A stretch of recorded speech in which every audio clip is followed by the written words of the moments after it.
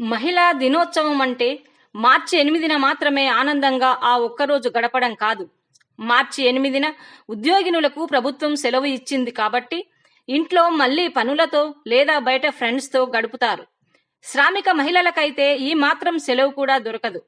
ఉద్యోగినులు, చదువుకున్న మహిళలకు ఈ సంవత్సరం ఐక్యరాజ్య సమితి మహిళా దినం ఏమి పిలుపిచ్చిందో తెలిసి ఉండాలి.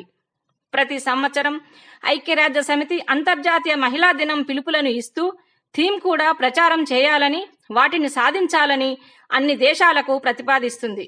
ఈ సంవత్సరం మహిళలకు, బాలికలకు హక్కులు, సమానత్వం, సాధికారత సాధించాలని పిలుపునిచ్చింది.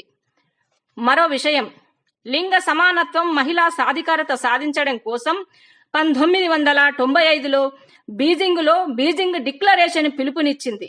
ఈ డిక్లరేషన్ ఏర్పాటు చేసుకొని ఇప్పటికీ 30 సంవత్సరాలైందన్నమాట. కాబట్టి ఇప్పటి వరకు మనకు సాధించుకున్న అంశాలు, సాధించుకోవాల్సినవి రేపటి మహిళా దినం రోజు మాట్లాడుకుందాం.